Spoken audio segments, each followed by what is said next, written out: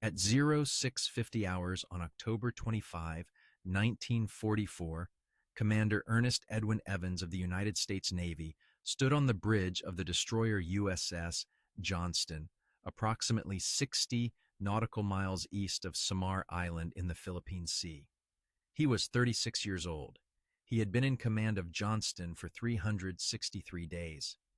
His ship was part of Task Unit 77.4.3, designated by voice call sign Taffy 3, a small escort group tasked with protecting 6 escort carriers, providing air support for General Douglas MacArthur's invasion of Leyte. The sea was calm. The wind was gentle. Scattered cumulus clouds drifted through the sky. Johnston had just completed her dawn alert. Evans had spent the previous evening listening to radio reports of the naval battle in Surigao Strait to the south, where American battleships had decimated a Japanese surface force attempting to enter Leyte Gulf. The night before, Evans had remarked to his gunnery officer, Lieutenant Robert C. Hagan, that the Johnston was within 3 days of being 1 year old. It had been, in Evans' words, an uneventful year, though the ship had participated in 4 amphibious invasions without losing a single man to enemy action. What Evans did not know, what no one in Taffy 3 knew, was that a Japanese surface force of overwhelming power had passed through San Bernardino Strait during the night and was now steaming directly toward his position. This force, designated the center force under Vice Admiral Takeo Kurita, consisted of 4 battleships, 6 heavy cruisers, 2 light cruisers, and 11 destroyers. Among them was the Yamato, the largest and most powerful battleship ever constructed, displacing nearly 72,000 tons and armed with 9 18.1-inch guns, the largest naval artillery ever mounted on a warship. Each of Yamato's main gun turrets weighed more than the entire USS Johnston. Within the next 3 hours, Evans would lead his destroyer in a charge against this force. His actions would earn him the Medal of Honor and cost him his life. He would become the first Native American in the United States Navy to receive the Medal of Honor and one of only 2 destroyer captains in the Second World War to be so honored. This is what happened. Ernest Edwin Evans was born on August 13, 1908, in Pawnee, Oklahoma. His ancestry was half Cherokee and 1/4 Creek, a heritage he carried with pride throughout his life. He grew up in Muskogee, Oklahoma, where his father, Charles William Evans, worked as a streetcar motorman. The family faced economic hardship, and Evans came of age in a region where Native American communities still bore the wounds of displacement and discrimination that had occurred within living memory. Evans graduated from Central High School in Muskogee. On May 29, 1926, he enlisted in the United States Navy as a seaman. After 13 months of enlisted service, he earned an appointment to the United States Naval Academy at Annapolis, Maryland, entering as a midshipman on June 29, 1927. His classmates gave him the nickname the Chief, both for his natural leadership ability and his proud Native American heritage. He graduated on June 4, 1931, with the degree of Bachelor of Science and was commissioned an ensign in the United States Navy. His early career took him through assignments aboard the Battleship Colorado, the destroyers Roper and Rathburn, and aviation duty at Pensacola, Florida. By 1941, he had risen to the rank of lieutenant commander. On August 9, 1941, he was assigned to the destroyer USS Alden and was serving aboard her in the Dutch East Indies when the Japanese attacked Pearl Harbor on December 7 of that year. Evans was aboard Alden during the Battle of the Java Sea in February 1942, one of the most devastating Allied naval defeats of the Pacific War. He witnessed the destruction of the combined American, British, Dutch, and Australian fleet by Japanese surface forces. The experience marked him. He became commanding officer of Alden on March 14, 1942, and held that position until July 7, 1943. The lessons of Java Sea, where Allied hesitation and poor coordination led to catastrophic losses, shaped his command philosophy. He would never hesitate. He would never retreat. In mid-1943, Evans received orders to supervise the fitting out of a new Fletcher-class destroyer, hull number 557, at the Seattle-Tacoma Shipbuilding Corporation in Seattle, Washington. The ship was laid down on May 6, 1942, and launched on March 25, 1943. She was named Johnston after Lieutenant John V. Johnston, a Civil War naval officer. Evans would be her first and only commanding officer. The Fletcher class represented the finest destroyer design in the United States Navy. Johnston displaced 2,700 tons standard, measured 376 feet in length, and had a beam of 39 feet 8 inches. Her two General Electric geared turbines produced 60,000 shaft horsepower, giving her a maximum speed of 38 knots. Her armament consisted of five 5-inch 38 caliber dual-purpose guns in single mounts, 10 21-inch torpedo tubes in two quintuple mounts, carrying Mark 15 torpedoes, 10 40mm Bofors anti-aircraft guns in twin mounts, and 7 20mm Oerlikon cannons. Her crew numbered approximately 327 officers and men. The 5-inch 38 caliber gun was the standard destroyer weapon of the United States Navy. Each gun could fire approximately 15 to 18 rounds per minute, with an effective range against surface targets of approximately 16,000 yards. The shells weighed 54 pounds. Against the armor of Japanese battleships and heavy cruisers, they were essentially ineffective, capable of damaging superstructure and fire control equipment, but unable to penetrate main armor belts. The Mark 15 torpedo, by contrast, carried a warhead of 825 pounds of TNT and had an effective range of 6,000 yards at 45 knots, or 15,000 yards at 26.5 knots. Against capital ships, torpedoes were Johnston's only weapons capable of inflicting serious damage. On October 27, 1943, at 10:55 hours, USS Johnston was commissioned into the United States Navy at Seattle, Washington. Evans addressed his crew on the fantail. His words, recorded by those present, would define the ship's character. "This is going to be a fighting ship," he said. "I intend to go in harm's way, and anyone who doesn't want to go along had better get off right now. Now that I have a fighting ship, I will never retreat from an enemy force." Lieutenant Hagen, who would serve as Johnston's gunnery officer, later described Evans. The skipper was a fighting man from the soles of his broad feet to the ends of his straight black hair. He was an Oklahoman and proud of the Indian blood he had in him. We called him, though not to his face, the Chief. The Johnston was a fighting ship, but he was the heart and soul of her. Johnston completed her shakedown training and deployed to the Pacific Theater. In the following months, she supported the invasions of Kwajalein and Eniwetok in January and February 1944, conducted anti-submarine patrols in the Solomon Islands, and provided gunfire support for the recapture of Guam in July 1944, where she fired more than 4,000 rounds of 5-inch ammunition. On May 16, 1944, Johnston, working with the destroyers Haggard and Franks, located and sank the Japanese submarine 1176 off Buka Island. Evans was awarded the Bronze Star for this action. By October 1944, Johnston was assigned to Taffy 3, one of 3 escort carrier task units, providing air support for the Leyte invasion. Taffy 3 was commanded by Rear Admiral Clifton A.F. Sprague, embarked aboard the escort carrier Fanshawe Bay. The task unit consisted of 6 Casablanca-class escort carriers, Fanshawe Bay, St. Lo, White Plains, Kalinan Bay, Gambier Bay, and Kitcoon Bay, protected by 3 Fletcher-class destroyers, Johnston, Hull, and Heermann, and 4 destroyer escorts, Dennis, John C. Butler, Raymond, and Samuel B. Roberts. The escort carriers were small, slow, and lightly armed vessels built on merchant ship hulls. They displaced approximately 7,800 tons, had a maximum speed of only 18 knots, and carried approximately 28 aircraft each, a mix of FM-2 Wildcat fighters and TBM Avenger torpedo bombers. Their armament consisted of a single 5-inch gun and various anti-aircraft weapons. They were designed for anti-submarine warfare and close air support, not for surface combat. Against battleships and heavy cruisers, they were defenseless.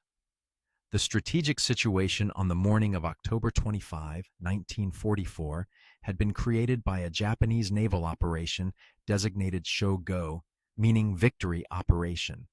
The plan called for a diversionary carrier force under Vice Admiral Jisaburo Ozawa to draw the American Third Fleet north, away from San Bernardino Strait, while Vice Admiral Kurita's powerful center force transited the strait and attacked the American invasion fleet in Leyte Gulf. A third force under Vice Admiral Shoji Nishimura would approach through Surigao Strait from the south. The plan worked. Admiral William F. Halsey, commanding the Third Fleet, took the bait.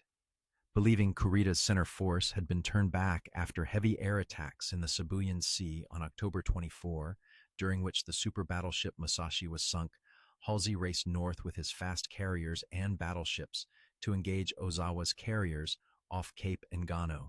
Nishimura's force was destroyed in Surigao Strait by 7th Fleet battleships and destroyers in the early hours of October 25.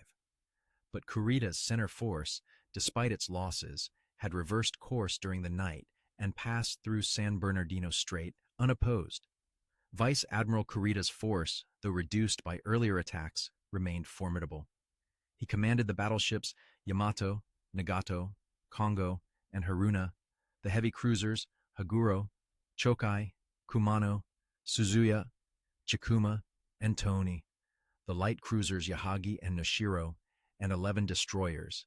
His flagship was Yamato. The Yamato's main battery of 9 18.1-inch guns could fire shells weighing 3,220 pounds to a range of 42 kilometers. Her secondary battery included 6 6.1-inch guns and 24 5-inch anti-aircraft guns. Her armor belt was 16.1 inches thick. She was designed to engage and destroy any battleship in the world.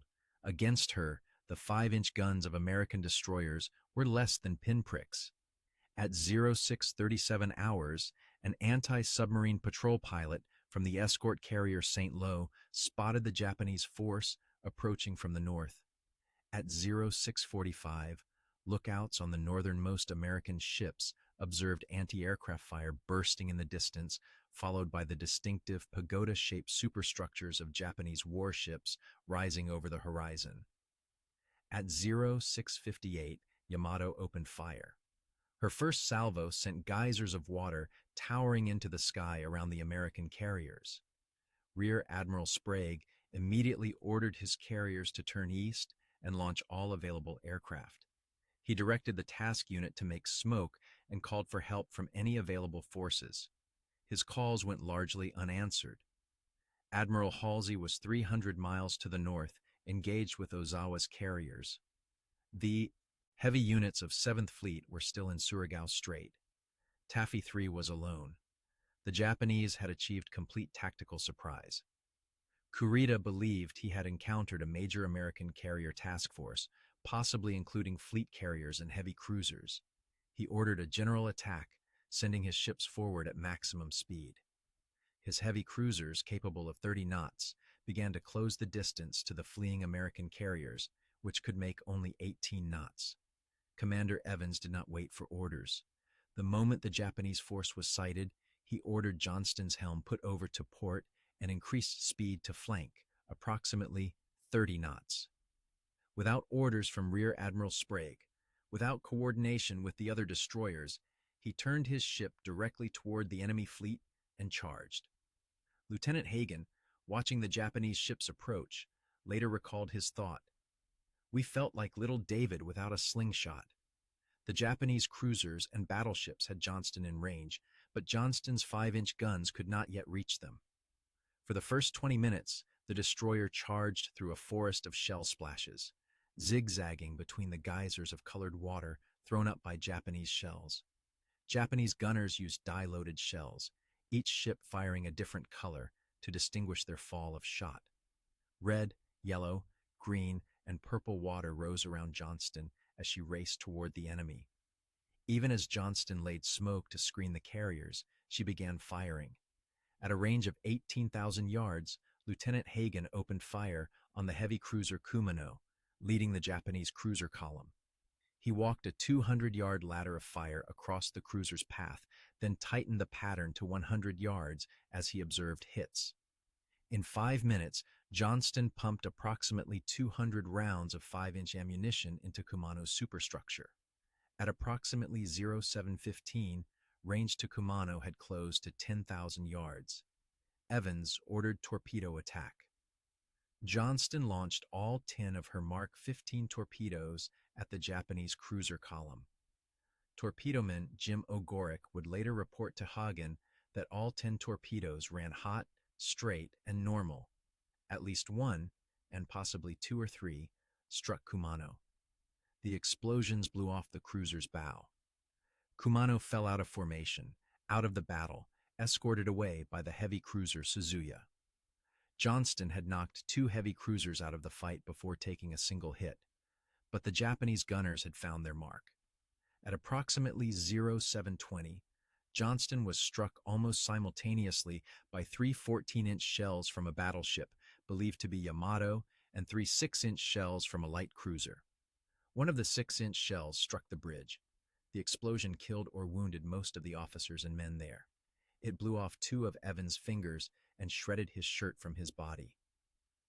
Despite the wounds, he refused medical attention and remained in command. The Orion 14-inch shells caused catastrophic damage.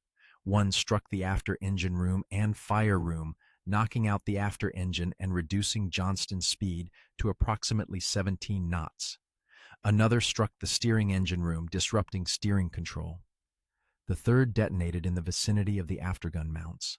Gun mount 52 was destroyed. Gun mount 53 was jammed.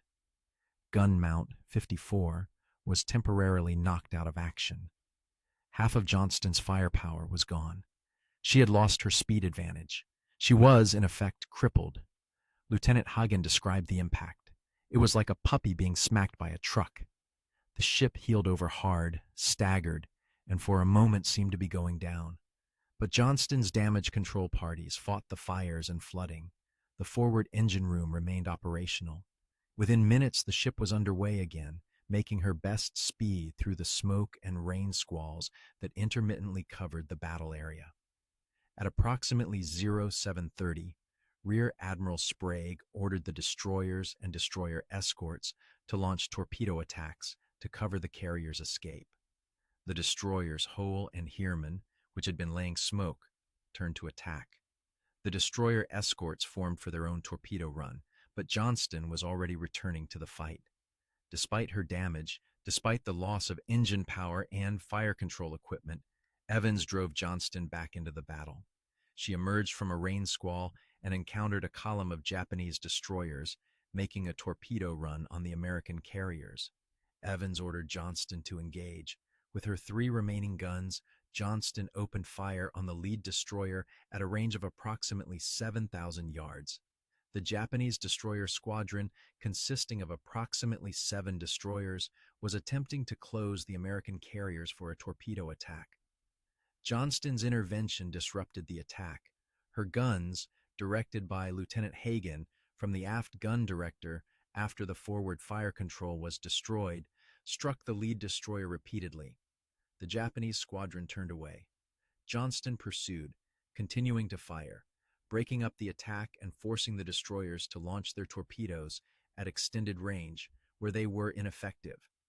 Evans then turned Johnston to engage a column of heavy cruisers approaching from the opposite quarter.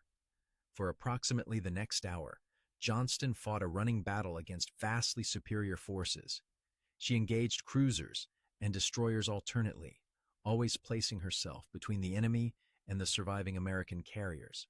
When steering control from the bridge failed completely, Evans moved to the fantail and shouted steering orders through an open hatch to men who were turning the rudder by hand.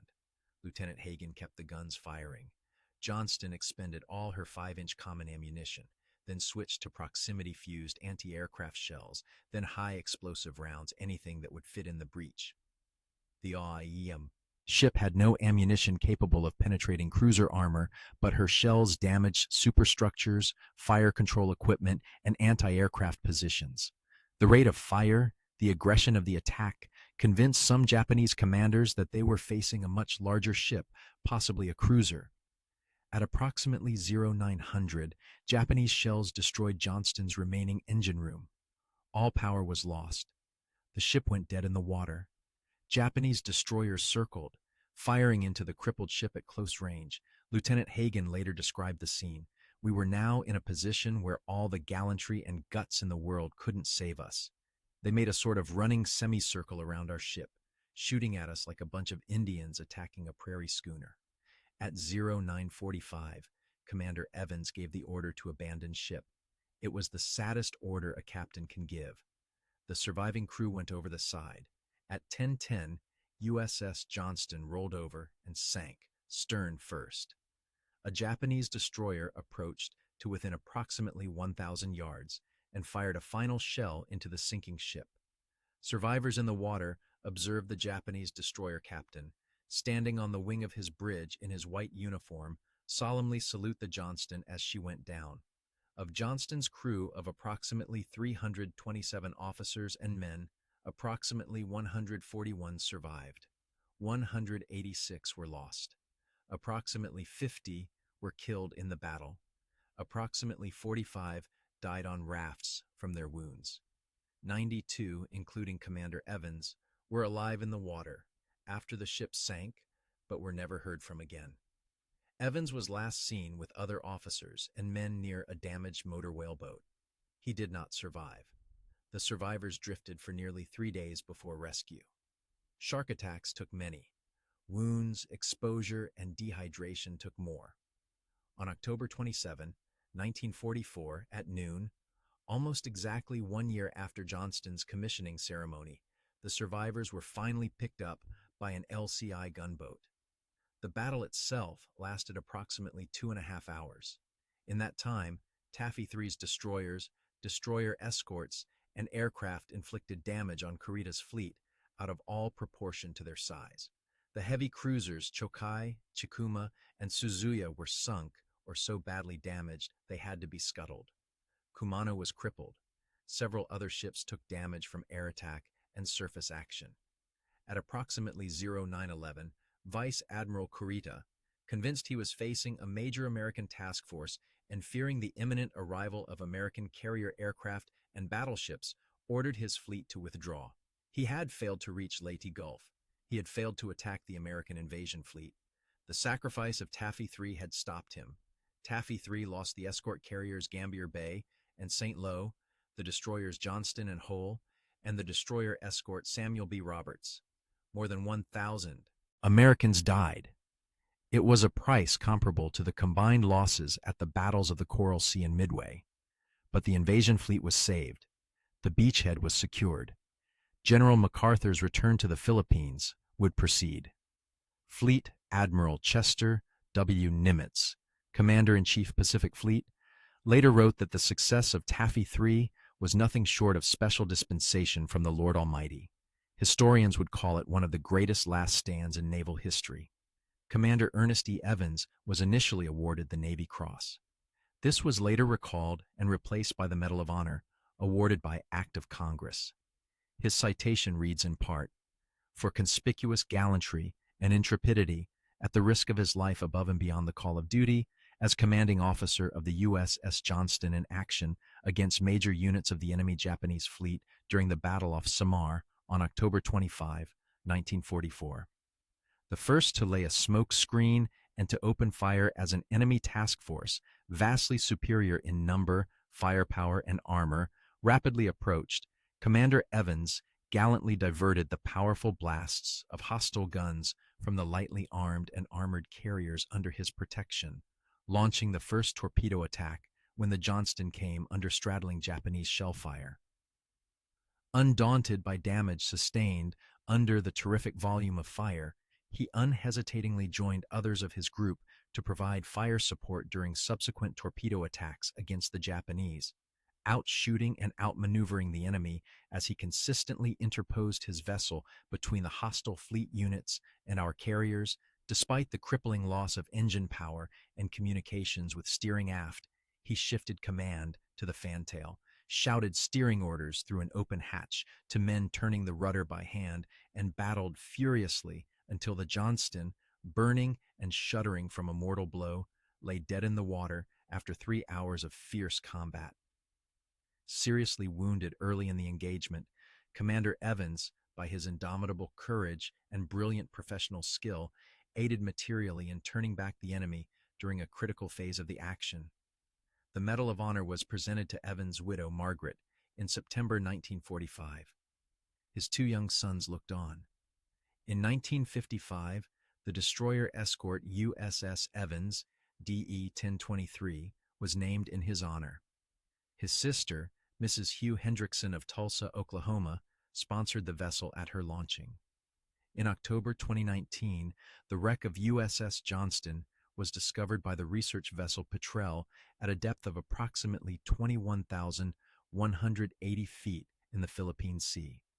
In March 2021, a privately funded expedition positively identified the wreck.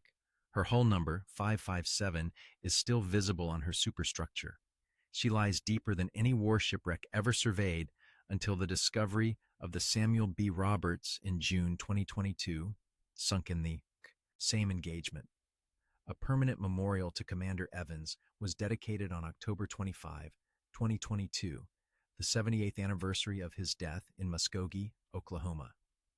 The bronze bust, sculpted by artist J. Hall, portrays Evans in his Navy uniform.